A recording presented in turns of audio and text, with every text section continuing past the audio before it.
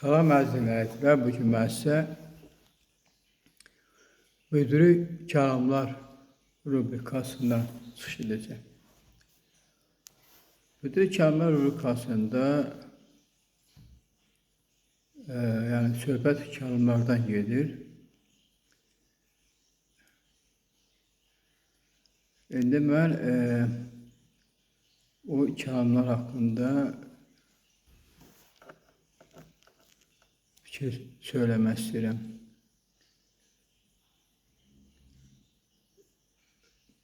Məsələn, eşq zərif ruhdan doğur. Amma nəzarətsiz eşq insanı məhv edir. Ağıl ürəkdən üstün olmalıdır. Eşq yoxsulluqla birləşərsə faciədir. Qocalıqda eşq rüsvayçılıqdır. Dövlət və nüfuz eşqdən üstün tutulmalıdır.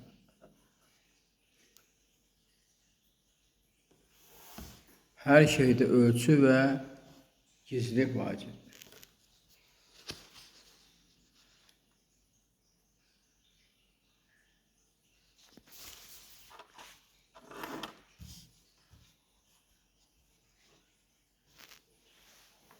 Sevdiyinlə ayıq və sərxoş halda fasiləsiz əlaqədə olma. Hər münasibətin nəticəsi bir canın başlanğıcıdır. Buna məsuliyyətsiz yanaşmaq olmaz. Əlbəttə, burada həm bioloji, həm də mənəvi məsuliyyət vurgulanır. Sərxoş halda əlaqə zərərlidir. Xumar halda daha münasibdir. Amma ən yaxşısı ayıq və şuurlu vəziyyətdədir. Sərxoşluq ağlı zəiflədir. Qərar şuurlu şəkildə verilməlidir.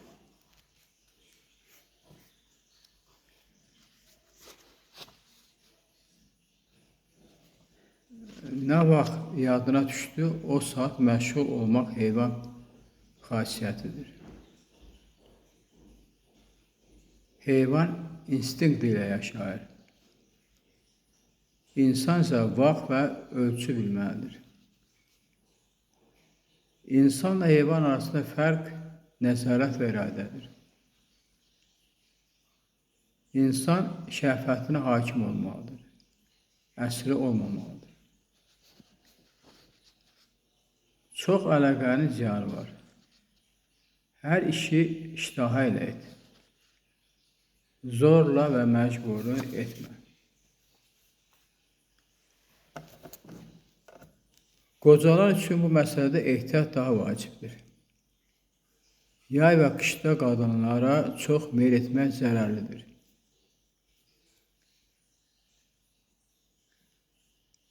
Yəni, yaş artdıqca bədən zəifləyir, həddindən artıq şəhvət sağlamlığa zərər verə bilər. Cinsi münasibət məsuliyyət tələb edir. Şəhvət instinkt deyil, ağıl ilə idarə olunmalıdır. Sərxoş halda qərar vermək düzgün deyil.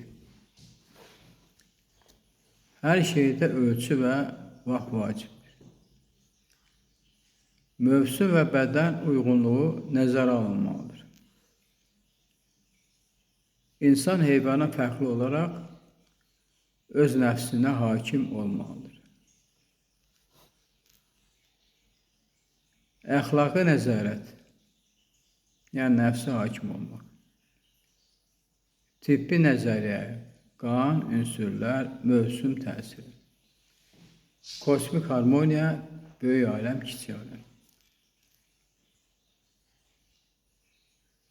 İndi isə hamam haqqında demək istəyirəm. Hamam çox gözəl və faydalı bir şeydir. Hətta alimlər bina tikməyə başlayandan bəri hamamdan daha gözəl bir şey yaratmayıblar. Bu fikir göstərir ki, Orta Asiya şərq mədəniyyətində hamam təmizlik yeri, sağlamlıq məkanı, sosial mühit, mədəniyyət göstəricisidir. Hər gün hamama getmək olmaz. Əsas xəbərdarlıq budur. Hər gün hamama getmək düzgün deyil. Bunun xeyrindən çox ziyanı ola bilər. Səbəblər hansı səbəbdən baş verə bilər? Əsəblər və oynaqlar yumuşalar, bədənin möhkəmliyi azalar, orqanizm buna öyrəşər. Bir gün getməyəndə insan özünü xəstə kimi hiss edər. Hər şeydə olduğu kimi təmizlikdə də hədd olmalıdır. Optimal qayda belədir. Hər 2 gündən bir hamama getmək olar. Hamama düzgün daxil olma qaydası. Əvvəl soyuq otaqda biraz otur, sonra orta otağa keç və daha sonra isti otağa gir. Bədən istiyə öyrəşəndən sonra başını yum.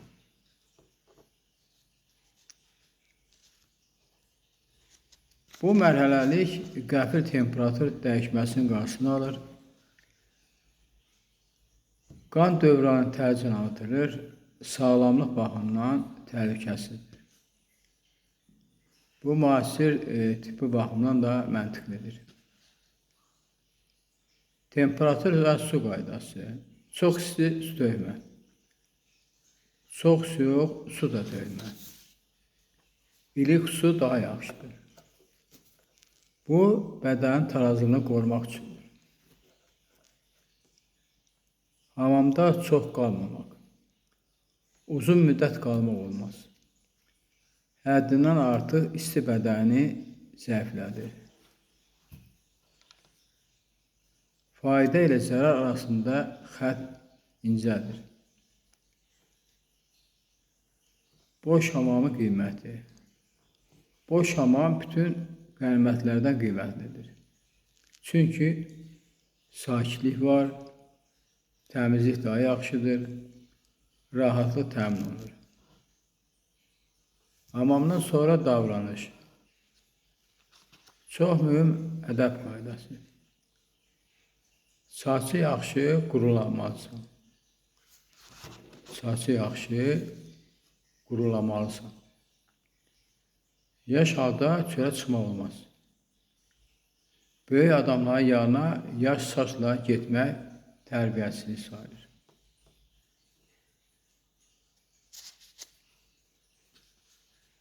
Burada 2 məqam var. Birinci sağlamlıq, ikinci sosial ədəb. Hamamda yemək içmək. Hamamda su və pivə içmək zərərlidir. Bu, bədəndə su yığılmasına səbəb ola bilər. Yəni, isti mühitdə bədən boşluqları açıq olur.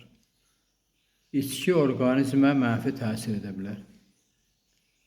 Ancaq əgər xumarlıq varsa, biraz içmək olar. Bu isə yenə də ölçü prinsipinə əsaslanır. Hamam faydalıdır, amma ölçü ilə. Hər gün getmək düzgün deyil. Temperatur dəyişməsinə tədricən alışmaq lazımdır.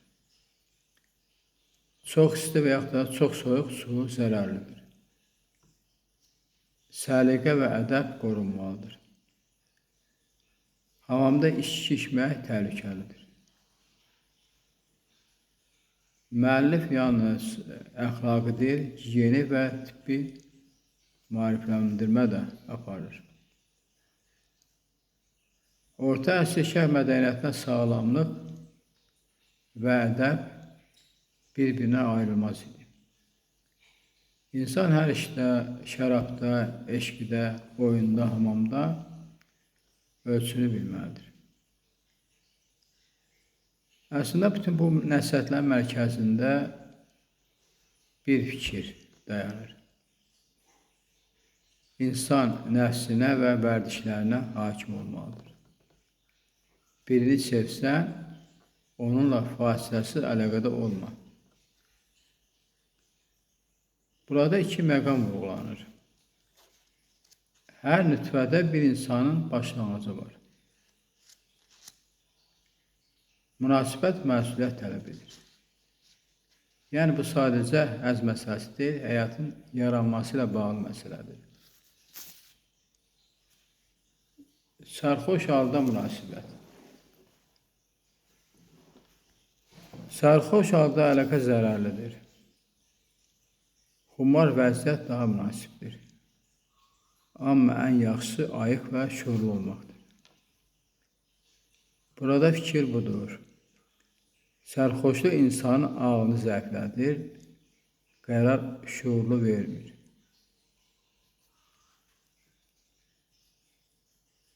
İnsanla heyvanın arasında fərq. Nə vaxt yadına düşdü, o saat məşğul olmaq heyvan xasiyyətidir. Bu fikir fəlsəfi xarakter daşıyır. Heyvan instinktlə hərəkət edir, insan isə zaman və ölçü bilməlidir. İnsanla heyvan arasında əsas fərq iradə və nəzarətdir. Yəni, şəhvət insanı idarə etməməlidir. İnsan şəhvəti idarə etməlidir. Çox əlaqənin ziyanı var. Hər işi istəkli et. Zorla və məcbur etmə. Burada həm fiziki, həm də psixoloji sağlamlıq nəzərdə tutulur. Həddindən artıq yaxınlıq bədəni zəiflədə bilər, qüvvəni azalda bilər, iradəni zəiflədə bilər. Mövsümlərin təsiri. Yay və qış. Yayın istisi və qışın soyuğu zərərlidir. Bu fəsillərdə həddindən artıq əlaqə daha çox ziyan verir. Xüsusilə qocalar üçün təhlükəlidir. Ən uyğun mövsüm bahar fəslidir. Çünki hava mülayimdir, təbiət canlanır, bədəndə tarazlıq yaranır, qan artır. Kişilik maddəsi çoxalır. Burada böyük aləm, kiçik aləm prinsipi var. Təbiət necədirsə, insan bədəni də onun təsiri altındadır. Qan və qida məsələsi. Yay və qışda qan aldırmaq olmaz. Qanın artdığını hiss etsən, qida ilə tənzimləmə. Mövsümə zidd yemək yemə. Bu, klassik 4 ünsür moral təbiət nəzəriyyəsinə əsaslanır. Qocalıqda ehtiyat. Yaşlılar daha ehtiyatlı olmalıdır. Yay və qışda qadınlara çox meyl etmək zərərlidir. Çünki bədən zəifləyir, qüvvə azalır. Həddindən artıq şəhvət sağlamlığa zərər verə bilər. Bu mətndə əsas fikir ondan ibarətdir ki, birinci, cinsi münasibət məsuliyyət tələb edir, sərxoş halda qərar vermək düzgün deyil. Hər şeydə ölçü və vaxt vacibdir. İnsan instinkt yox, ağıl ilə hərəkət etməlidir. Təbiət və mövsüm insan sağlamlığına təsir edir. Həddindən artıq etiraz zəiflik əlamətidir. Nəfsə hakim olmaq lazımdır, iradəni qorumaq. Bədənlə ruh arasında tarazlıq yaratmaqdır. Təbii ehtiyacı heyvani səviyyə salmamaqdır. İnsan və nəfs münasibətləri mövzusunda diqqətlə yanaşmaq lazımdır.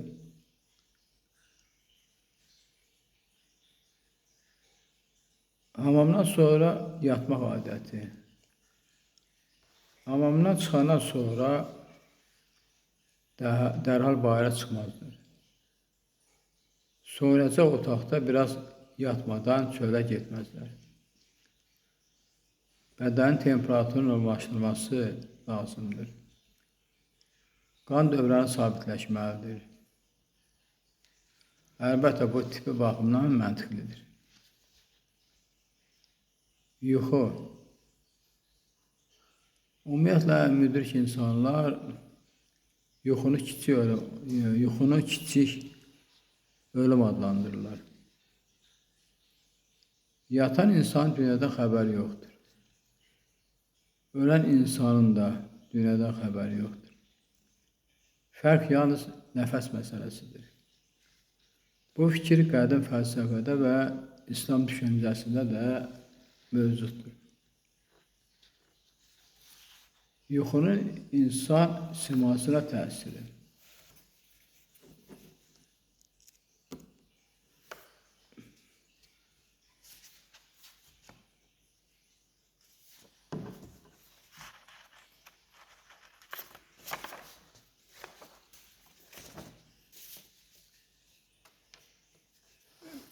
Beş şey insanın simasını dərhal dəyişir.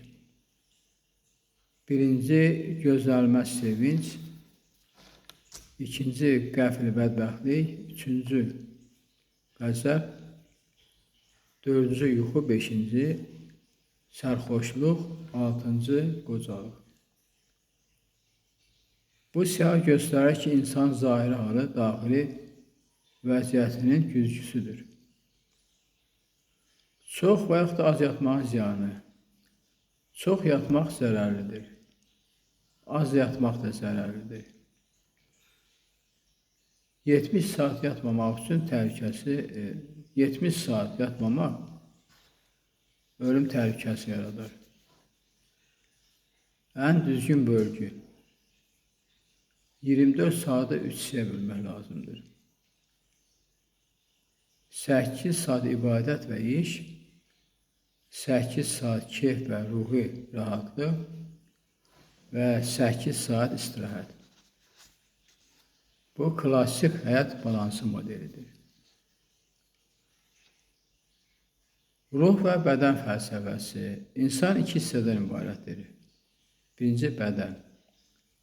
Ağırdır, tənbəldir, ölümə meyillidir.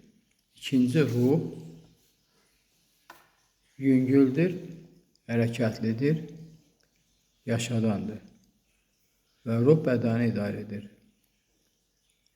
Amma bədən güclənəndə ruh zəifləyir,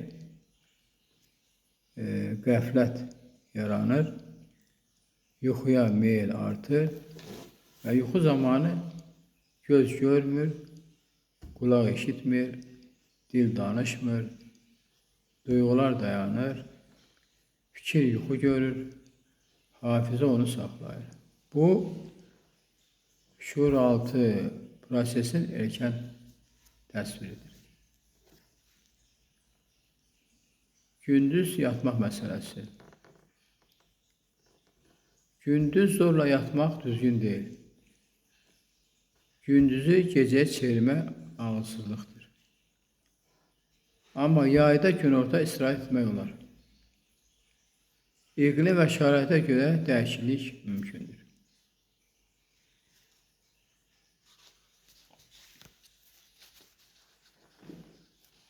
Tək yatmamaq fikri. Yatarkən insan tək olmamalıdır. Onunla yatan adam ruhuna uyğun olmalıdır. Ailə yaxınlığı. Həm də ruh harmoniya nəzərdə tutulur. Yuxu ölmə bənzər haldır. Səhər tezdən durmaq vacib. Əsas tövsiyə gün çıxmamış qalx, namazı yerinə yetir, sonra isə işə başla. Gün çıxandan sonra qalxan ruzidən məhrum ola bilər, dini borcunu yerinə yetirməmiş olar. Bu isə bir növ dini və praktiki yetirməmiş olar. O və hökmdar ədəb qaydaları. Hökmdar davranışı haqqında. Yırtıcı heyvana onların ətini yemə, dərisini geymə. Bu həm dini, həm də ədəb qaydasıdır. Qızılquşla ov. Əyləncə və tamaşa olmalıdır. Yemək tamahı olmamalıdır. Quşu bir dəfə uçurtmalıdır.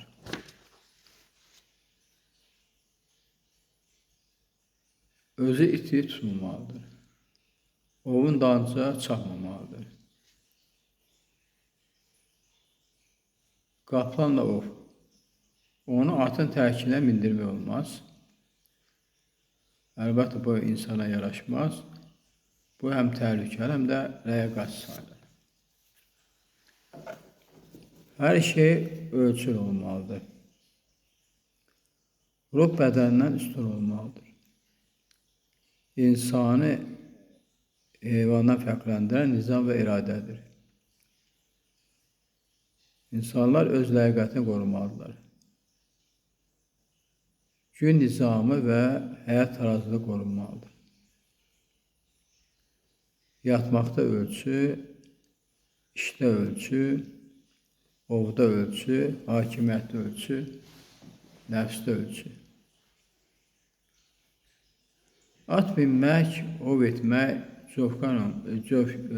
cövkən oynamaq böyük adamlara xasdır.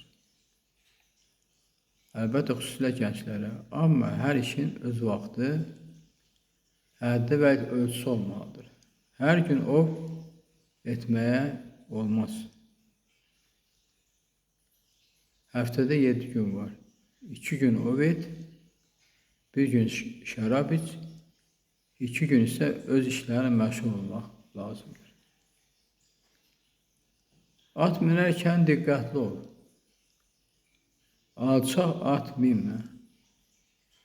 Adam nə qədər güclü olsa da, alçaq at onu kiçik göstərir.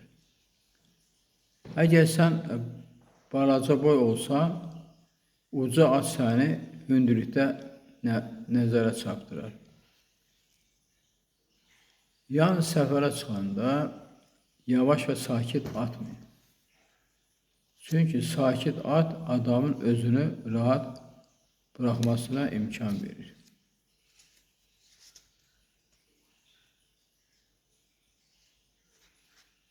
At seçimi və hərəkət qaydaları.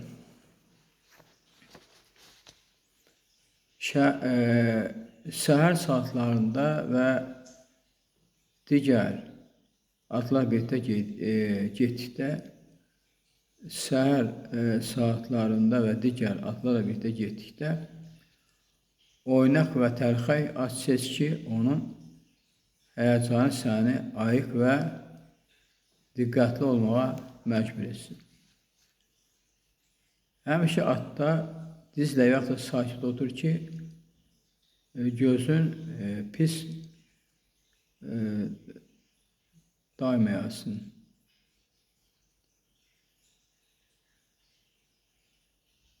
Ovda boş yerə at çapla. Hədəfə atmaq qulların və uşaqların işidir.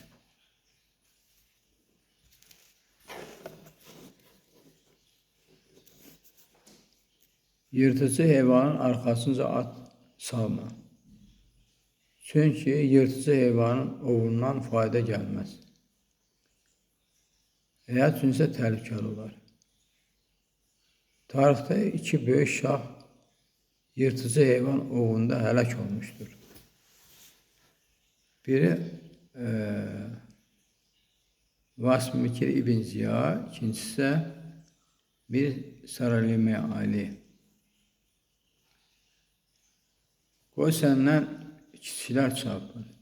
Qoy səndən kiçiklər çapın. sənsə çapma.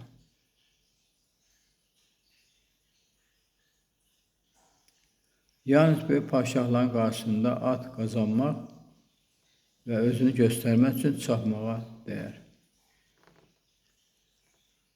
Ov heyvanları və təhlükəsizlik. Əgər ovu sevirsənsə, qızılquş, cək, şahin, qaplan və tazı ilə ov et. Bu zaman həm ov olacaq, həm də təhlükə baş verməyəcək. Qaydaları yadda saxla. Məhz ölçü və zaman bilmək vacibdir. Atı düzgün seçmək və hərəkətə diqqət etmək həyati önəmdir. Yırtıcı heyvanlardan ehtiyatlı ol. Hər işdə sakitlik və diqqət səni qoruyar. Unutma, ov və at minmək yalnız bacarıq, diqqət və təcrübə ilə gözəl və təhlükəsiz olar. Əgər çovqan oynamaq sevirsən, onu özün üçün doğru qaydada öyrən. Çox adamlar çovqan oynarkən zərər görür. Hər işin vaxtı, ölçüsü və qaydası olmalıdır. Belə bir hekayə deyirlər ki, Ömür İlyas adlı bir insanın bir gözü kör imiş. Xorasan ömrü olduqdan sonra bir dəfə çovqan oynamaq üçün meydançaya gedir. Onun öz yoldaşı Xars adlı sərkərdə onun əlindən cilov tutub deyir, səni top vurub çovqan oynamağa qoymaram. Ömür İlyas soruşur, necə olur ki, siz top vurmağa icazə verirsiniz, amma çovqan oynamağa mane olursunuz? Sərkərdə cavab verir, çünki bizim iki gözümüz var. Əgər top gözlərimizə dəyərsə, birisi kör olar, birisi qalar. Bununla da dünyanı görə bilərik. Amma sənin yalnız bir gözün var. Bədbəxtlikdən əgər top o gözü çıxarsa, Xorasan əmirinin fatihəsi oxunar. Ömür İlyas deyir, bütün ehtiyatlığa baxmayaraq söz verirəm ki, sağ olduğum müddətdə topa əl vurmayacağam.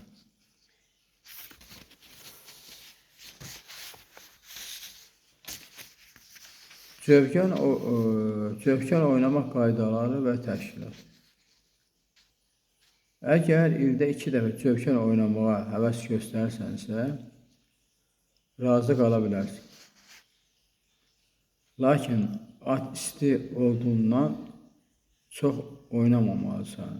Qorxu və diqqət hər zaman vacib. Topa vurmaq üçün oyunçuların sayı 8-dən çox olmamalıdır.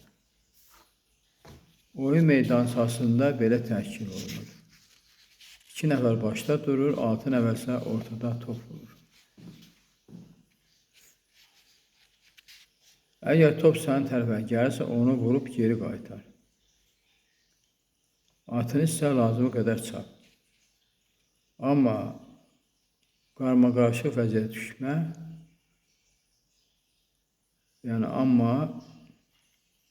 qarmaqarışıq vəziyyətə düşmə. Həm özünü qoru, həm də məqsədə çat. Bu qaydalar böyük insanların çovqan oyunu üçün nəzərdə tutulub. Oyunda yardım isə Allahla bağlıdır.